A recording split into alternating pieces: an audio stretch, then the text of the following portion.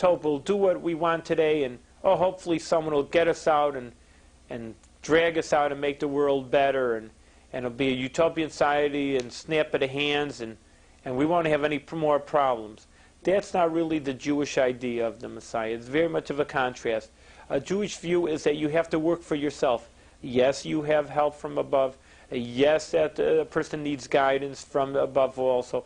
But a person has to know that they have to do it themselves. You have to move your own self. You have to better your own self. And you have to make the world as good a place as you can have it. That's the underlying idea of the Mashiach and the Messiah Jewish ideas. It's important to understand also that this is a very basic tenet of Judaism. It's not something that, it's like the cherry on the frosting on top of the cake, or it's something that's superfluous to our understanding or our Jewish life, as people think, well, I have to live today. You're talking about tomorrow and the future. What do I have to think about the future? Talk about something that has to be done today. Well, we have something that has to be done today, but the future, our goals and our focus has to be on the future to come. And in the future, what's going to happen is that the world's going to be a perfect place. But in the meantime, we have to make it as good as we can. We have to look at ourselves and say, hey, look, why is the world not good enough? Am I better? And I am a best person? Am I the best that I could be? As the U.S. Army always says, can I be the best kind of person? Well, no matter what their profession, no matter what their life. We're not talking about you need a PhD, you have to be an intellectual. We're not talking about that a person has to be a millionaire in order to be better in the world. We're looking at every individual by themselves. Again, if you note that that's a Jewish idea in its own right, that every individual is important. You're not just a detail out of the whole sum. When you vote, for example, in the election, you're one person out of 1 million or 10,000 or whatever local election, and it's just, well, all right, I'm there somewhere, 1 out of 10,000, but it really doesn't make a difference. Judaism says differently, that every individual has a tremendous importance as a person, as the effect on themselves and the world, and ultimately in the whole universe. It's a very beautiful idea, and it really can't just be sitting down, well, that's great, the world's important, and then the Talmud says, Bishvili nivra olam, for my sake the world was created, and sit back and say, you see how important I am? You see how important I am to the whole structure of the universe? But they have to remember, besides the beauty and the merit that comes involved, the responsibility is great also. That a person has to see the world around them. And if the world isn't good enough, then that responsibility lies on that person's shoulders. Nothing to get depressed and to get worried about this, but you do have to say by yourself to be involved and to be better. And maybe in your own little corner of the world. No one's saying that they have to run for the President of the United States. But a person has to be a little bit better in their own personal lives. They have to be a little bit better in the relationships with the people around them, the world around them, the community, of course. And every little way that a person makes himself a little bit more goodness, a little more kindness, then that makes the world a little better place. And it's interesting that don't think, and automatically I think many people are viewing this and they're saying immediately to their minds, what's a little bit more good's going to help? A little bit, it's going to be just a tiny little help in the universe, even if it does anything. What am I altogether, really? How am I going to affect the universe?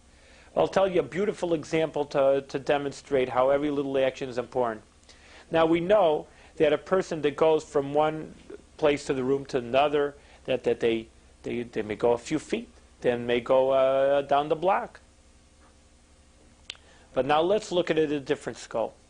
Now let's look, and this is a little scientific, but we can all understand this.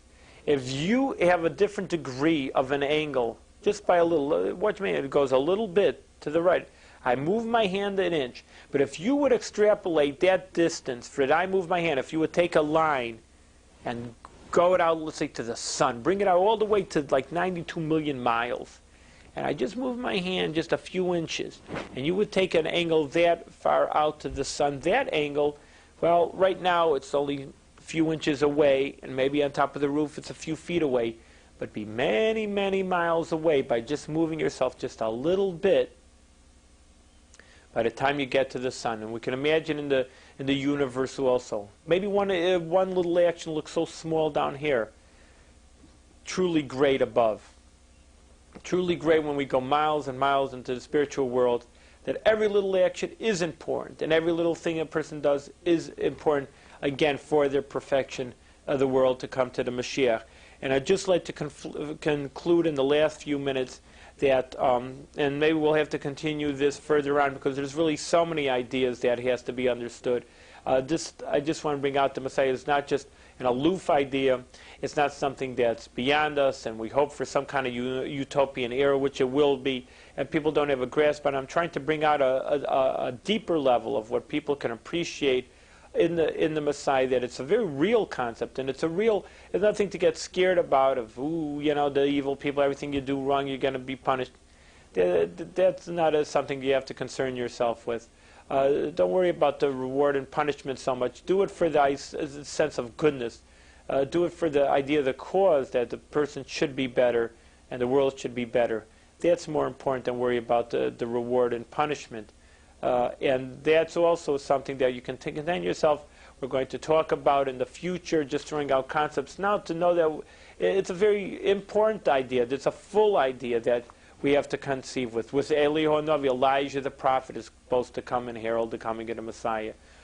Some other ideas that we talk about, the idea of the two different Messiahs, the Joseph and the son of David, the requirements of the Messiah. Who is he? Is he flesh and blood, or is he comes kind of a future on a cloud or something, some spiritual being? All right, these are all important questions that have to be dealt with, have to be understood, and we just don't have the time now. We just wanted to give you a little bit of the focus to the future of what will happen, and just to start off and just saying that the goal should be for the Messiah. And it's not just some aloof, different idea that, oh, it's nice in some dreams or some science fiction idea, but it's very much real to our world. And remember, and we talked about this in the past, it's just like, look at the world around us. Can't just say that the world hasn't changed. No one in the right mind can say that in the last few years. Not with the breakdown of the communism, the Eastern European community, the Persian-Iraq War, totally miraculous, totally about a change of the world. And the world does change. The world doesn't stay the same. That's the falsest statement you can have. If something's today, you know it's not going to be next year. That's almost the biggest impossibility, that the world should remain the same. So there are not only changes in the world, tremendous changes, like I think every person could evaluate and just sit back and take all these ideas together and work on them and see them. And the world is becoming a better place. There's a lot of problems in the world, not saying not, that there's a lot of work to be done. And that's what the call for is, that people should try to push themselves a little more, also motivate themselves to try a little bit more, try to see that in their own little way. Again, the person doesn't have to sit there and depress, well, I'm not the president, I'm not a millionaire, I can't donate a building or whatever have you to charity. No one, I mean, if you can, then fine and good, but if you can't, then that's also fine and good, because you're a good person in your own right. And if you give a penny to charity, then it's also good. And if you do a little favor to your next door neighbor, and it may not get headlines in the newspaper tomorrow, but listen, the effect is what counts. It's not the public relations. It's what you do that counts, and that effect will be very important to yourself and to the community around you, and it'll have a ripple effect, and that's also something. Remember what we always say in the Pirkei Avos Ethics of our Father: mitzvah gereris mitzvah. One mitzvah, one good deed leads another one onto another good deed. That if you do a little good, your neighbor will also be good to you. So now you have two. And once you're good, it'll become everybody will see you have a good relationship, and that'll also have a good effect on everybody around you. Don't underestimate anything that a person does, especially yourself. And we'll continue with these ideas in the future about the Messiah. Hope you found them interesting, and hopefully that we could take it to heart and work on this a little better to make the world one step closer to that ultimate redemption. Thank you very much.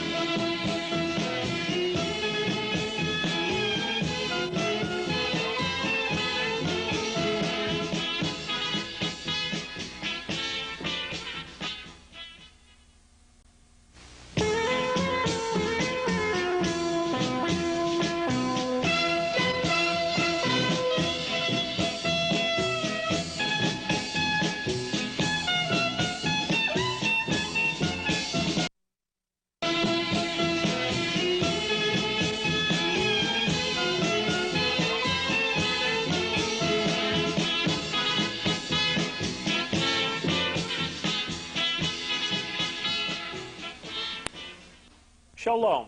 Welcome to the Jewish View. My name is Rabbi Nachman Simon with the Delmar Chabad Center, and today we're going to be talking about an interesting article by Dr. Naftali Lowenthal, whom I made add is a personal friend of mine and a very learned person. Just let me give you a second his credentials so you also see who I'm talking about. Dr. Lowenthal is Honorary Research Fellow, Department of Hebrew and Jewish Studies, University College in London, England. He is also Director of Chabad Research Unit in London and the author of books in Jewish history, so we may say he's somewhat of an authority. And today's his historical perspective on opening the door, it's called, The Communications Ethos, a Response to Modernty. This article is not about technology, so it's not going to be that technical, but about the forces that have shaped society. Communication is the meaningful dimension of the quest of modernity. Beyond its secularism and heartlessness, the ideal of communication is also a central theme of Judaism, most clearly revealed in Chabad Hasidism. The ultimate quest of mankind as a whole is for two-way communication between humanity and God. I think it's only proper that we read this article over modern technology, of course, the television. Well, let's start from the beginning. The Iron Cage. The 18th century Enlightenment and the French Revolution resulted in permanent changes for the Western world, ultimately affecting humanity as a whole. Gradually, myths and ancient truths alike were dispelled, long-standing traditions were disrupted. A process of rationalization and disenchantment of the world began, leading to the far-reaching secularization of modern society. Not only religion, but community, work, marriage, and life itself were eventually demystified and secularized. Many people interpreted this process as one of liberation and continued to see it in that way. In the Jewish community, this was the response of Maskilim, who fought to transform the Jews and Judaism so as to fit in with the new order. However, this positive evaluation of the Enlightenment is not universal, even among those who share its most obvious ideals. It is interesting to note that it is not only the religious minority who have raised question about the direction of the process of modernity. Early in the 20th century, the famous sociologist Max Weber wrote of, quote-unquote, the Iron Cage, in which, in his view, modern rational society is imprisoned. This depressing view was seconded in a book by two leaders of the celebrated Frankfurt School of Social Criticism, which included figures like Marcuse and Bettelheim. The Dialectic of Enlightenment by Max Horkheimer and T.W. Adorno, who see themselves as modern inheritors of Marxism, presents the horrors of Nazism and Stalinism as natural, though not inevitable, products of the rationalization process. Horkheimer was a Jew, was a university professor in Germany in the 1920s, escaped to the United States of America to avoid Hitler, and then returned to Germany in his professional chair a few years after the war had ended. Many see him as the prophet of the New Left, while the naive Maskilim of the late 18th and early 19th century thought the Enlightenment was leading to a kind of secular redemption. Horkheimer and Adorno, with the benefit of hindsight, present the sickening fantasies of Marquis de Sade, written around the time of the French Revolution, as a tragically valid delineation of the course the Enlightenment would follow, combining unbridled cruelty and lust with modern bureaucratic organization. In other words, the Enlightenment leads to Auschwitz. But where does that statement leave the process of modernity? Where does it leave us, who are caught up with modernity in almost every aspect of our daily lives? A possible response is to reject modernity and everything it stands for. We can try to imagine that it never happened or that it's simply a test from God. Deep within the Jewish community, we can try to recreate the ghetto, an enclave of holiness in a jungle of secularism. Some do make this attempt and do so by trying to exclude from consciousness anything which does not easily and obviously fit into the sacred enclave. Unfortunately, this means not only the exclusion of false ideas and ideologies, it also sometimes means excluding people. It is just too bad, say the exponents of the new ghetto, if the kibbutznik or Tel Aviv teenager, not to mention the Berkeley academic, will not fit in. We only have room for the faithful. Another response is to look a little more carefully both at the Torah, its ethos and goals, and also at society around us. Why did these historical changes take place? Was there anything good somewhere in the process? Let us begin with the premise that the purpose of creation is that the Almighty should communicate His Torah and even His essence to man, and that man should have access to the Almighty. The ultimate realization of this for all mankind will be in the time of the Messiah, when the world will be filled with the knowledge of the Almighty and the waters cover the sea. This process implies interaction. Man will obey God's will, and I will be able to bear, at least to some extent, consciousness of the Almighty. From this point of view, let us now try to make a broad look at the history of the West, which helps us understand the history of the world as a whole. The Middle Ages is characterized by fragmentation and status. People were in separate estates, a serf, a knight, a lord. The effect of the Renaissance and the Enlightenment was to break down these barriers. The eventual result was both social mobility and development of awareness of the significance of every individual. With the sickness of modernity is a sense of rootlessness. It also bears the possibility of joining the center with the periphery, or even that each point should feel itself in some way a center.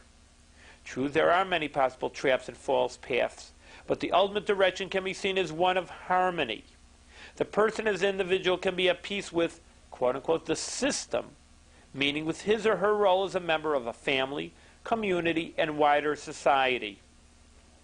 Between people, communication without oppression, neither the oppression of the gun nor of the mass media, becomes possible.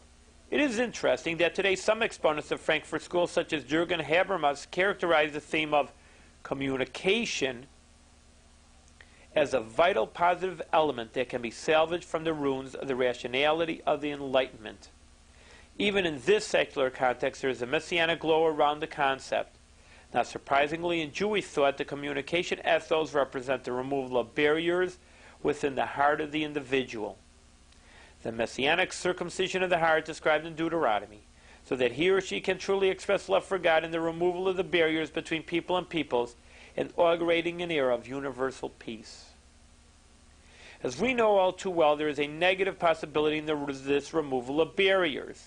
The massacres of the French Revolution, the trend to assimilation amongst the Jews, the confusion about who is a Jew, and the breakdown of the family are different varieties of the danger. But deep in the heart of mankind is the quest to draw the infinite into the finite realm of human life and consciousness. A messianic quest. The failures along the way can be seen as examples in a social format of breaking of the vessels, described in the 16th century Kabbalistic Rabbi Yitzhak Luria. In the search for the most ultimate levels of rational relationship with the infinite, there might be serious casualties. But there's also a positive path along which to move. This leads to a dialectic which is at the heart of Jewish thought. Communication is the essence of Judaism. Communication from the Almighty to humanity and the human response to the Almighty. But this is not a simple process. The concept of Torah literally means teaching or instruction, concerns the transmission of divine knowledge and guidance.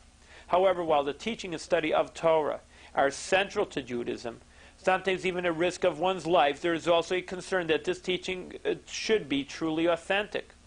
Anyone who has studied a page or two of Talmud is struck by the force of its attempt to clarify and verify the traditions of the sages. The Mishnah states that one who reveals illicit interpretation of the Torah will have no share in the world to come. The same applies to one who declares that the Torah is not of divine origin.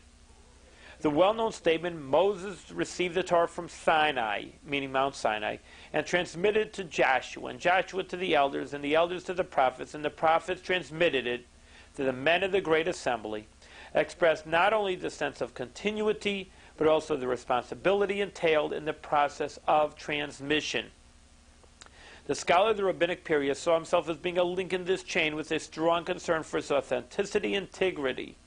In each epoch there was a possibility of distortion and misrepresentation, whether by Sadducees, Karaites, Christian polemists, Shabbatonians, or other varieties of heresy.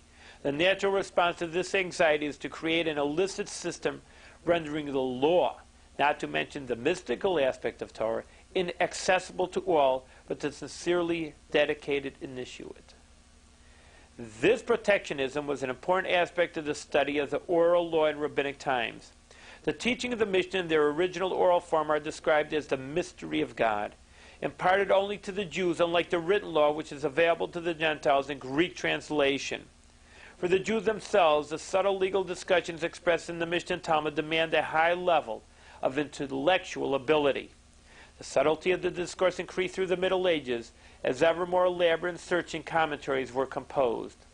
The Talmud itself presents the example of highly competitive debates among the scholars, whose order of seating showed their respective rank, the greater scholars sitting at the front of the famous rows. At the same time, in stark contrast to the scholars of the academies, the masses were designated Amor, people of the earth. This social polarization is repeatedly referred to in Talmudic literature, which makes clear that the scholars were meticulous about laws concerning which the Amorites were lax. These included the laws of ritual purity, resulting in a social gulf between the two groups. Rabbi Akiva came from a humble origin, described his hostile attitude towards the scholars when I was an Amorites. Despite this tendency towards the aristocratic elitism, rabbinic teachings also expressed a contrary ideal of communication. The scholars mentioned in the Talmud often followed humble occupations such as blacksmith or shoemaker.